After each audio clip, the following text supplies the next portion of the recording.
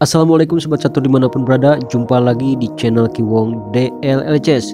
Di video kali ini saya akan kembali menghadirkan problem catur dua langkah mat yang tentunya tidak kalah menarik dengan problem-problem yang sudah saya upload.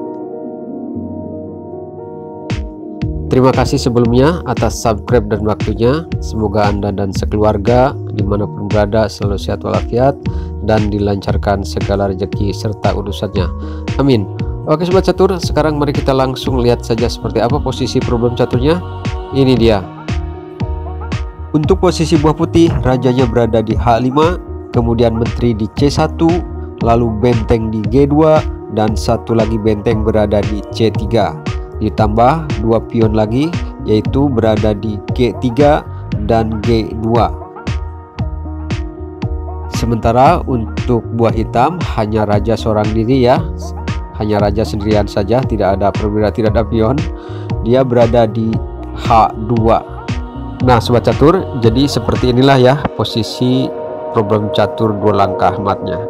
Nah ini agak sedikit ya teman-teman ya, tapi walaupun sedikit ini cabai rawit ya. Jadi artinya walaupun kecil ya lumayan mikirnya gitu ya, bikin panas ya, bikin puyeng ini sebenarnya kalau tidak tahu kunci jawabannya ya.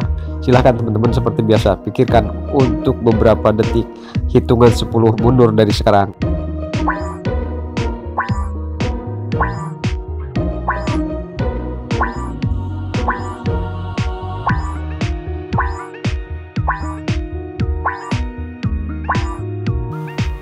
Oke sobat catur, sudah cukup ya. Bagaimana dengan yang ini nih, problem ini sulit, gampang, atau ya pertengahan saja? Ya itu mah tergantung kemampuan catur Anda ya. Sekali lagi ya, kalau catur Anda bagus, yang sering saya katakan pintar ya, mungkin ini cepat. Tapi buat yang belum tahu ya, bisa mungkin hanya waktu saja. Itu saja ya. Baik sobat catur, sekarang kita analisa dulu ya untuk beberapa saat. Kalau kita perhatikan posisi raja hitam ini dalam posisi remis ya, sangat terjepit. Dia sudah tidak bisa bergerak kemana-mana karena pion yang di depannya itu sudah dijagain oleh dua buah benteng. Nah hati-hati teman-teman, jangan sampai salah melangkah karena bisa saja ini terjadi remis ya kalau Anda salah melangkah. Baik sobat catur, sekarang kita coba benteng ke D1. Nah ini raja hitam ini mau tidak mau dipaksa harus memakan pion yang berada di G2 karena itu satu-satunya jalan. Lalu di langkah kedua, menteri mencoba melakukan sekak ke C2 dan raja hitam masih bisa menyelamatkan diri, lolos ke H3. Nah ini gagal ya teman-teman untuk analisa yang pertama. Sekarang kita coba lagi untuk analisa berikutnya. Kita coba benteng yang berada di C3 bergeser satu langkah ke C4. Nah ini pun raja tetap dipaksa untuk memakan pion yang berada di G3 ya. Nah kemudian menteri mencoba lagi skak ke C3 dan raja pun masih bisa berkelit ya, masih bisa lari menyelamatkan diri ke H2 ya. Nah seperti itu ya teman-teman ya, gagal juga untuk analisa yang ini.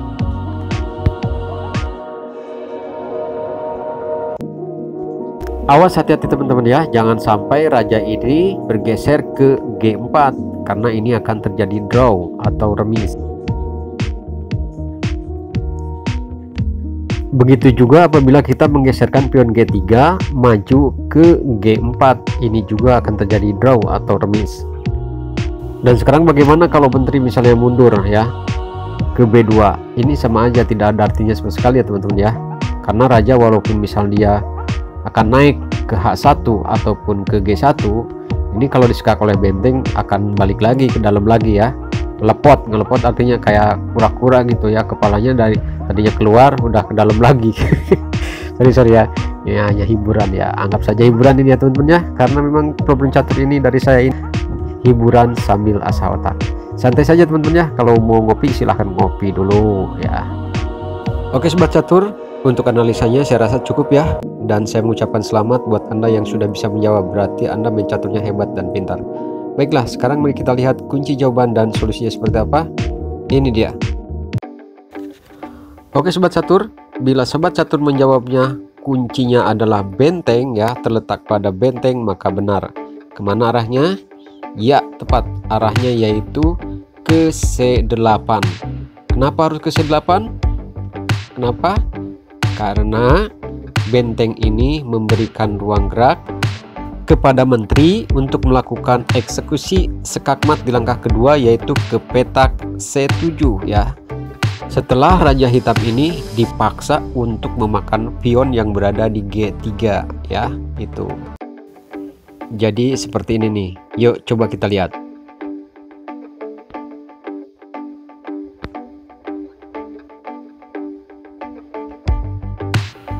Nah, seperti itu ya matinya. Oke bro, mantap bukan? Ini yang tidak bisa dibaca ini langkah benteng ya. Langkah benteng. Banyak sudah ya problem-problem catur yang saya upload seperti ini, ada banyak ya. Coba ya kita di problem seperti ini juga, kalau posisinya baru kita perlu mikir-mikir juga gitu. Oh ya sobat catur, barangkali saja ada pertanyaan di problem ini saat menteri melakukan checkmate di C7. Kenapa benteng larinya ke C8 untuk memberikan ruang gerak kepada menteri? Kenapa nggak horizontal aja ya? Kenapa harus lajurnya vertikal? Karena kalau horizontal ya, ke kanan dan ke kiri ya, bukan ke atas, itu pion yang berada di G3 itu masih terkawal ya, masih terkawal oleh benteng, dan ini bisa menyebabkan remis ya. Itu makanya sekalian benteng ini sekalian memberi ruang gerak jalan kepada menterinya, juga untuk memberi atau memaksa Raja Hitam itu untuk keluar sambil memakan pion di G3. Nah seperti itu ya teman-teman ya.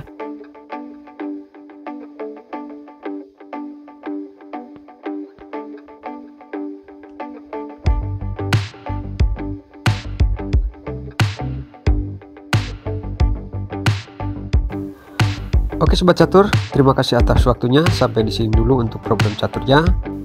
Mudah-mudahan dengan adanya problem catur ini kita bisa mengambil sedikit ya manfaat ilmunya, bahwa jalan yang tak terduga, langkah-langkah yang indah siapa tahu saja diketemukan ya, dialami saat kita bermain catur. Nah jadi kalau kita sering-sering nonton video problem catur ya, kita sering suka ada langkah-langkah ide brilian, atau suka ada inisiatif untuk melakukan langkah-langkah yang tak terduga seperti itu ya, mudah-mudahan ya. Oke sobat catur, terima kasih atas waktunya sekali lagi. Mohon maaf kalau ada kekurangan dan kesalahan, maklumlah catur pemula ya. Buat master catur yang jago catur, saya respect ya. Mohon maaf master, bukan saya ngajarin atau memberikan berenang kepada angsa gitu ya. Anda lebih mahir dan lebih hebat dari saya. Terima kasih. Assalamualaikum.